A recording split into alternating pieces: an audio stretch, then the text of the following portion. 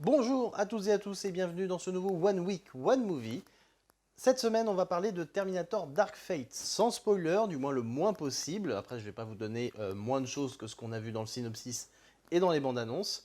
C'est sorti ce mercredi et selon moi, c'est le meilleur Terminator depuis le 2. Après, est-ce que ça en fait un bon Terminator? On en parle tout de suite. Come with me.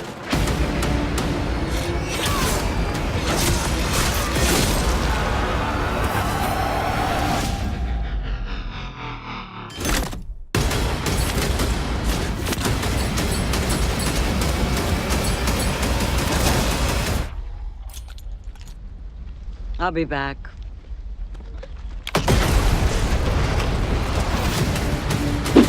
Terminator Dark Fate prend place en 2022 où les actions menées dans Terminator 2 par Sarah Connor, John Connor et le T-800 ont finalement abouti. Il n'y a pas eu de jugement dernier, il n'y a pas eu de soulèvement des machines et il n'y a pas du coup eu de résistance. Bref, il faut oublier tout ce que vous avez vu depuis 3 films, donc Terminator 3, Terminator Resistance et Genesis. Tout ceci n'a jamais eu lieu. Ou alors, moi c'est mon idée, ça a eu lieu dans un univers parallèle. On est sur les voyages dans le temps, les univers parallèles, c'est aussi possible. Moi, je préfère me dire que c'est ça. Ça donne encore un sens à ces films qui ont une qualité discutable, mais au moins, ça leur donne un sens. Alors que tout se passe bien dans le meilleur des mondes, on découvre Dani. Dani qui mène sa vie de jeune Mexicaine et qui va très rapidement être prise en chasse par un Terminator.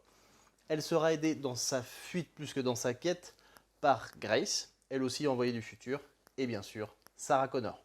Ça, c'est le pitch. Vous avez l'impression d'avoir déjà vu ce film? C'est un peu normal. Terminator Dark Fate, en fait, c'est un bon film d'action. On n'ira pas plus loin, mais ça s'arrête là. Il n'y a rien de neuf.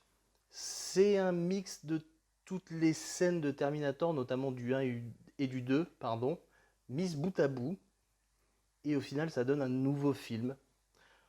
On retrouve des scènes, mais qu'on a vues 1000 fois. La scène évidente de tous les Terminators, des deux arrivées du futur successivement, qui d'ailleurs, soit dit au passage, sont devenus très mauvais en termes de visée pour l'arrivée. Avant, dans le 1, dans le 2, même dans le 3, il me semble, ils arrivaient, ils étaient au sol, ils sortaient de leur bouboule, et après ils allaient faire ce qu'ils allaient faire. Là, les deux, ils arrivent à 4-5 mètres de hauteur. Du coup, ils se vautrent. Enfin, il y en a un qui se vautre et l'autre qui se réceptionne magistralement sur le genou, limite en faisant un clin d'œil à la caméra. Voilà, ils sont devenus très mauvais, mais ça c'est une parenthèse, c'est pas le plus gros problème du film. On retrouve d'autres scènes, la course-poursuite avec le camion. C'est-à-dire que le Terminator est dans un camion et poursuit les gentils. On l'a vu où ça? Dans Terminator 1, dans Terminator 2 et dans Terminator 3. Au bout d'un moment, stop, arrêtez avec la course-poursuite et le méchant dans le poids lourd. On l'a déjà vu 3 fois. On a vu une scène dans une prison, commissariat, prison, hôpital, tout ça. Hôpital psychiatrique, donc sécurisé. Voilà, tout ça, on l'a déjà vu. Bref, il n'y a rien de neuf. Et c'est dommage, Terminator 1 et Terminator 2, parce que c'est de ceux-là qui s'inspirent majoritairement, ils apportaient des nouvelles choses, que ce soit des nouvelles techniques, que ce soit des techniques en termes de rendu, d'animation, etc. Ils apportaient de nouvelles choses. Là, il n'y a rien de neuf. C'est juste un film qui surfe et qui réutilise des choses déjà vues. Pour finir, on a bien sûr ce Terminator méchant qui ne mourra jamais, peu importe ce qu'on lui fait, sauf quand ça devient nécessaire parce que le film est trop long. Et le problème de tout ça, c'est qu'on est dans son siège, on regarde le film passer, et en fait on n'en attend rien, on n'en attendait déjà pas beaucoup avant d'y aller, et là on se retrouve devant et on comprend assez vite que le film ne nous apportera rien de neuf. Il apporte des choses, mais rien de neuf, des choses qu'on a déjà vues. On n'est ni surpris par le scénario, on n'est ni surpris par la réalisation, on n'est pas surpris par les images de synthèse, faut pas se leurrer, c'est pas fou, j'y reviens plus tard. La réalisation, elle est très pauvre. Tim Miller, il rend une copie, c'est 10 sur 20, quoi. C'est fait, mais ça n'a rien d'exceptionnel.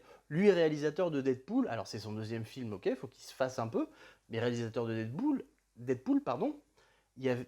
Deadpool, on peut lui reprocher ce qu'on veut, mais au moins il y avait des vraies choses de réalisation. C'est même à se demander si c'était ses idées à lui, en fait.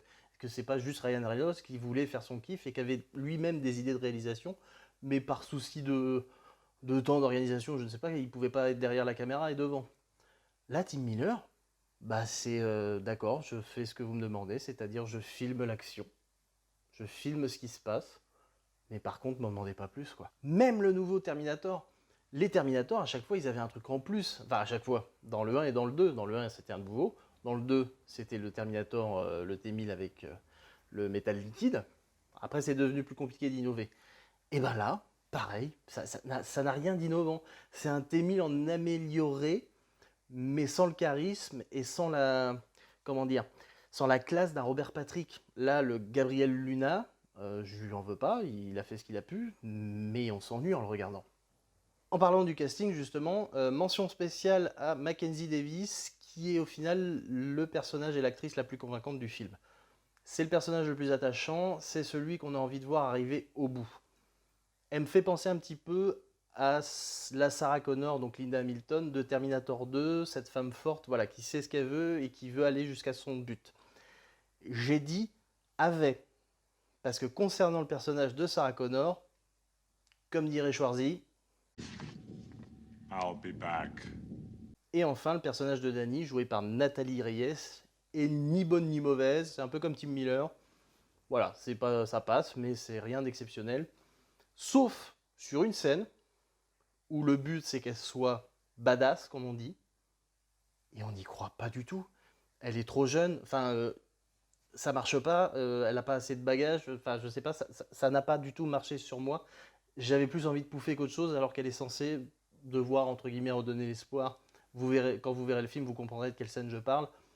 Et là, j'y ai pas cru un seul instant en ce personnage essayant de motiver des troupes. Parlons maintenant de Papy et Mamie. Concernant Linda Hamilton, elle reprend son rôle de Sarah Connor. Donc ça, là-dessus, bah, on est content. Hein. Tout nostalgique qui se respecte peut être content de ça. Elle campait un personnage plutôt emblématique hein, dans les Terminator. Enfin, moi, c'est mon personnage préféré quand on voit en plus son évolution entre Terminator 1 et Terminator 2. Terminator 2 restant pour moi Sarah Connor, le meilleur personnage de toute la saga confondue, le personnage de Sarah Connor dans Terminator 2. C'était une vraie femme forte. Ce que moi j'entends par vraie femme forte, elle avait un but. Elle savait se donner les moyens pour accéder à ce but. Elle était froide, elle était dure, notamment avec John. Mais c'était justifié. Elle avait peur dans l'absolu pour tout, c'est-à-dire qu'elle avait peur pour le monde entier parce qu'elle savait ce qu'allait arriver. Et voilà, elle avait peur pour elle parce que personne ne la croyait. Elle avait beau dire à tout le monde ce qu'allait se passer, personne ne la croyait. Elle avait peur pour John parce qu'elle savait qu'à tout moment il pouvait se faire dézinguer. Et en fait, toutes ces peurs, elle est cachée derrière cette dureté et cette froideur. Mais au fond, il y avait un vrai personnage avec des vrais sentiments derrière. Ici, on se retrouve devant une Sarah Connor vieillissante, mais ça c'est normal, aigrie, c'est rarement des personnages sympathiques, alcoolique selon ses dires, même si on ne la voit pas boire une goutte d'alcool de le film, mais quand on la voit, on se dit que c'est tout à fait possible, et en fait un personnage plutôt détestable. Rien que ces échanges qu'elle a avec Grace, donc Mackenzie Davis, c'est fatigant parce qu'elle n'arrête pas de s'envoyer des fions au visage. Et en fait, c'est pas intéressant, on a envie de leur dire, les filles, il y a peut-être plus important que de se faire des crasses, quoi. Avancez et mettez-vous d'accord pour aller vers un but commun, parce que là, mis à part vous envoyer des vannes, c'est fatigant, en fait, on s'ennuie. Et en plus, Linda Hamilton, bah, elle est loin d'être juste, quoi. Elle en fait beaucoup, elle en fait un peu des caisses. Et en fait, pour moi, c'est le personnage le plus décevant de ce film, parce que même, c'est pas que j'en attendais beaucoup, mais pour moi, comme je vous le disais, c'est le personnage le plus important de toute cette saga, et du coup, de la voir comme ça, bah, je trouve ça décevant. Passons maintenant à Schwarzy. Eh ben, papy, il fatigue. Mais voilà, c'est pareil, c'est comme Linda Hamilton, on peut pas leur en vouloir non plus. Mais après, quand on intègre un personnage comme ça, il faut savoir aussi l'utiliser. Là, il est pas clair dans son écriture. Déjà d'où il vient, dans la conception et dans la cohérence de ce monde, même si ce monde est tout sauf cohérent, et ça je l'ai compris dès le 3. En termes de voyage dans le temps, il y a une époque où on pouvait faire un peu ce qu'on voulait parce que les gens comprenaient pas forcément, mais là on est face à quand même un public qui a quand même vu pas mal de films avec des voyages dans le temps, il faut quand même penser à faire un peu gaffe. Surtout quand tu te permets de squeezer du coup plus de la moitié des films de ta saga. bah, essaye de repartir sur une bonne base. Et là, dès le départ, c'est biaisé. Ça ne fonctionne pas. Donc déjà, ce personnage-là, pour moi, il est mal écrit dans ce sens-là. Et en plus, il est mal écrit parce qu'il passe du comic relief au monstre d'action. Mais le problème, c'est que Schwarzy, bah, il peut plus le faire, en fait. Et du coup, on voit très nettement le passage entre Schwarzy et l'image de synthèse. Limite, on voit les cuts, en fait, entre l'image de Schwarzy et l'image où ça devient une image de synthèse. Et il commence à sauter partout. On est sur les CGI, je vais en reparler tout de suite. Donc, concernant les images de synthèse, tout ce qu'on peut dire, c'est qu'elles sont globalement inégales. Ça peut aller du très très bon au très passable, on va dire. Très très bon, au final, il y a une scène, c'est l'intro, c'est ma scène préférée de ce film. Elle dure 2-3 minutes à tout casser. Et visuellement, ce qu'ils ont réussi à faire, c'est nickel. Pas sur tous les personnages, mais visuellement, ce qu'ils ont réussi à faire sur 2 personnages notamment, c'est nickel. Enfin, moi, j'étais dedans, j'y ai cru. Après, le reste, comme je vous disais, les persos en images de synthèse qui se battent, etc.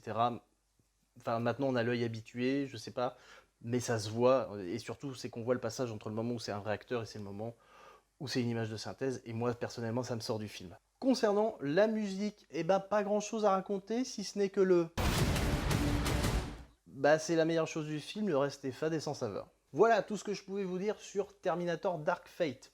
Comme vous l'avez senti, voilà, je disais, c'est un bon film d'action, mais c'est rien de plus. Moi, je le conseillerais pas forcément à aller voir au cinéma impérativement. Ça peut très bien attendre que ça sorte en DVD ou que ça passe sur TF1 un dimanche soir. Dans tous les cas, n'hésitez pas à me dire ce que vous avez pensé, soit du film, soit de la vidéo. Vous voyez, j'ai essayé de faire en fonction de ce que vous m'avez fait comme retour. Nouveau cadre, nouvelle caméra entre guillemets, nouvelle prise de son. Voilà, j'essaye de m'adapter, de faire au mieux en tout cas pour que ce soit le plus qualitatif possible. Donc n'hésitez pas à me dire ce que vous en pensez dans les commentaires. Si ça vous a plu, n'hésitez pas à mettre un petit pouce en l'air, ça fait toujours plaisir. Et surtout, n'hésitez pas à partager la vidéo, c'est ce qui donnera le plus de visibilité à cette chaîne et à ce que je vous propose. Sur ce, je vous donne rendez-vous la semaine prochaine pour un nouveau film. En attendant, allez au ciné, jouez à des jeux vidéo, et en fait, faites ce que vous aimez. Des bisous!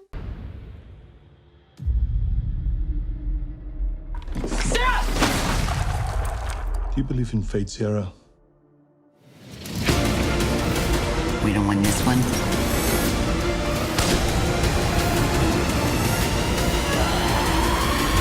It's all over.